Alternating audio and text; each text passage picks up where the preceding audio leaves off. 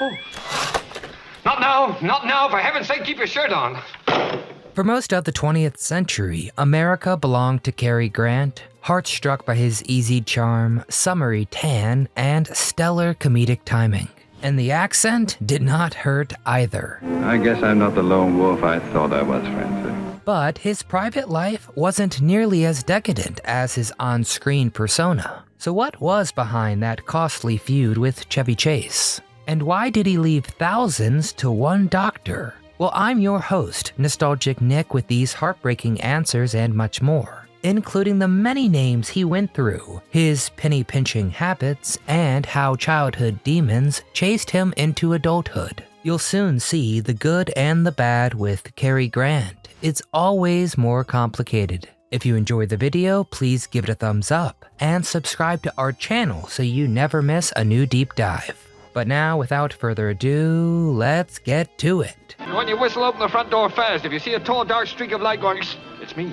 How did Cary Grant pick his name? Grant, born as Archibald Archie Leach, had an older brother who died of tuberculous meningitis before he was even 1.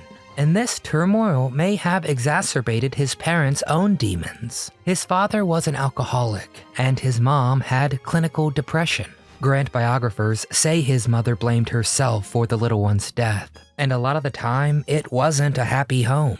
But his mom was there enough for Grant to have music lessons. But sometimes she overcompensated and gave huge punishments for minor offenses. Later in life, Grant would figure she just didn't want to lose another child. But then things got even messier for the poor kid. When he was 9, his dad put his mom in a mental institution, and his father told him she left for a long holiday. Wow. Then the family moved in with Grant's paternal grandparents, and his dad had some free time to start an entire new family. Later on, Cary's father told him that his mom outright died. So yeah, Grant was kinda messed up, so he got into theater as a teen, and it was a helpful escape from a world where his mom seemingly abandoned them. But the idea of weaving stories would come up again in Grant, except first it was to reinvent a new Cary Grant. Except when he started in Hollywood, Paramount didn't think Archie Leach sounded like a leading man. So when he talked it out with some friends, he came up with Cary Lockwood. The studio loved Cary, but thought Lockwood was a bit too long. It got to the point where someone in the studio rattled off some names and he liked the sound of Grant. And so, Cary Grant was born. How many times did Cary Grant get married? Way later in life, Grant would say his history with his mom ruined relationships with other women. Further muddying the waters was when Grant realized in his 30s that his mom was still alive. The two reunited, and Grant felt like he found a missing limb. Yeah, talk about complicated. Well, Cary Grant got married 5 times. His first wife was the Countess of Jersey, Virginia Sherrill. On paper, it sounded like a match made in heaven. They were two powerhouses infatuated with each other and used a lot of fanfare. But according to Virginia, he took to drinking and became a different person, even hit her and got possessive. Roughly a year later, they split up, and Grant was forced to admit, quote, "My possessiveness and fear of losing Virginia brought about the very condition I feared, the loss of her." And their divorce was a messy one, probably one of the first highly reported Hollywood breakups out there. Virginia demanded $1,000 a week in benefits. Next up was Barbara Hutton. Grant and Hutton, who became one of the wealthiest women in the world thanks to a $50 million inheritance, were nicknamed Cash and Cary. Barbara had been described as more solemn than Grant's other sweethearts, and it made him all the more set on spoiling her, and he did, for the most part. And when they divorced 3 years later, they still called each other fondest of friends. Wife number 3 was Betsy Drake, who would be his longest marriage at around 3 years. Grant encouraged her to make big leaps in her career. Theirs was a private ceremony with Howard Hughes as a best man. But from then on, they wanted a private, introspective life, which meant a lot of yoga and meditation. Oh yeah, and drugs. It was Betsy who taught Grant to think about things besides his career. And it was also Betsy who introduced him to what would be his favorite substance, LSD. With wife number 4, Diane Cannon, Grant had a daughter named Jennifer, and although parenthood put a lot of things into perspective in that life-changing way it does, he and Cannon still split up after 2 years. Now Cary married outside the industry for wife number 5. Barbara Harris worked as a hotel public relations agent, and she was a bit younger than him. Oh wow, 47 years younger. They met in 1976 at the hotel Harris worked at, and they spent 3 long years building a very solid friendship before she moved in with him.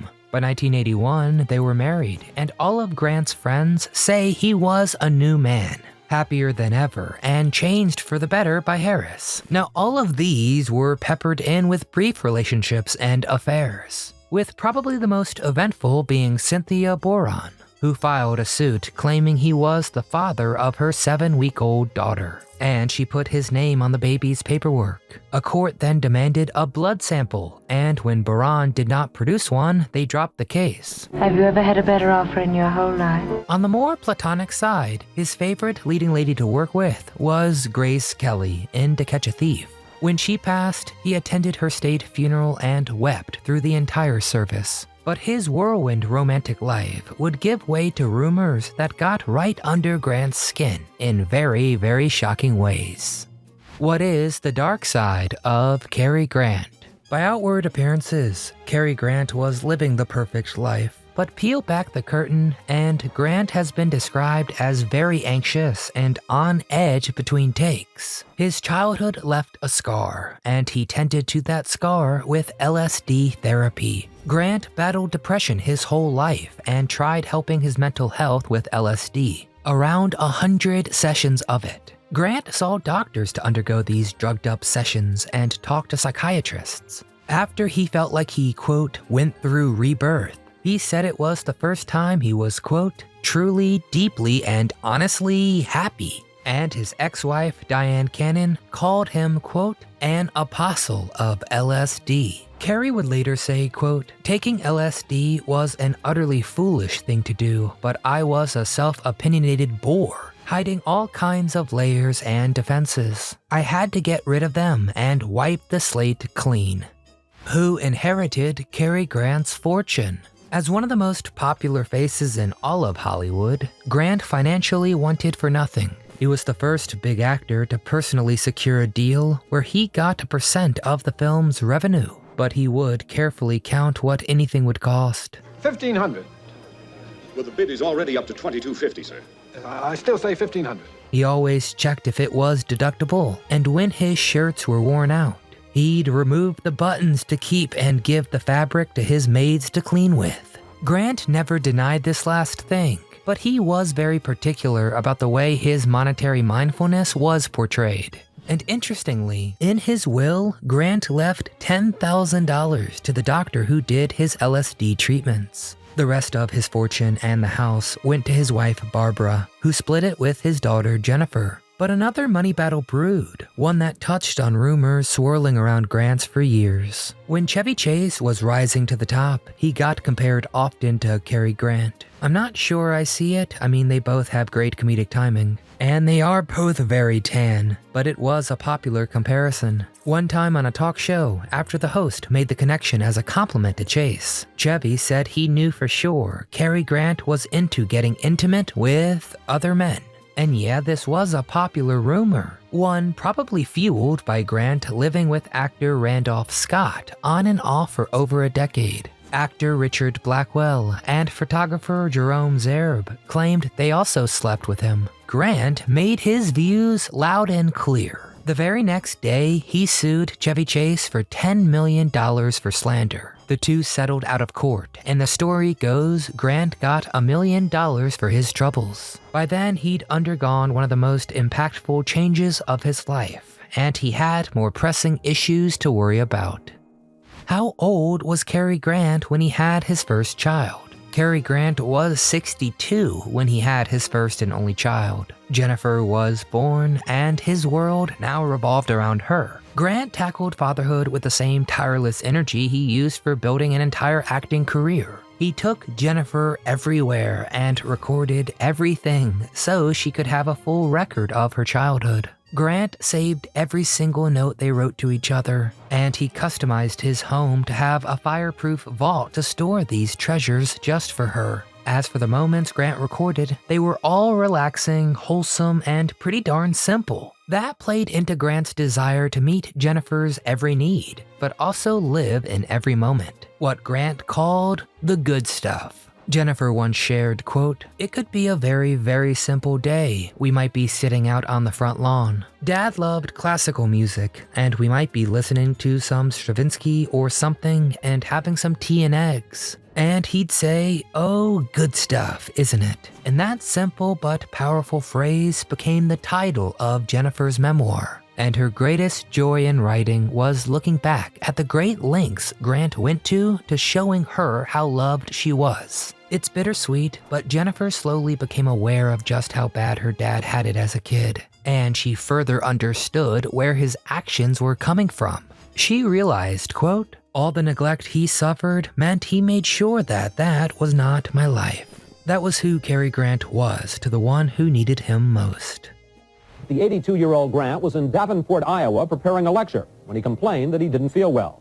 Within hours, he died of a massive stroke. Cary Grant was 82 years old when he died in 1986, leaving behind a massive crater where stood Hollywood's biggest leading man, and a personal life totally at odds with the picture-perfect gentleman he became known as. One he left behind in favor of just being called Dad. Man, I am a big Cary Grant fan. What is your favorite Cary Grant flick? Get in the comments and tell us all things Cary Grant. If you enjoyed today's video, please hit that thumbs up icon to help it circulate. Make sure you're subscribed to the channel so you never miss a new video. But most importantly, from all of us here at Do You Remember, we want to thank you very much for watching.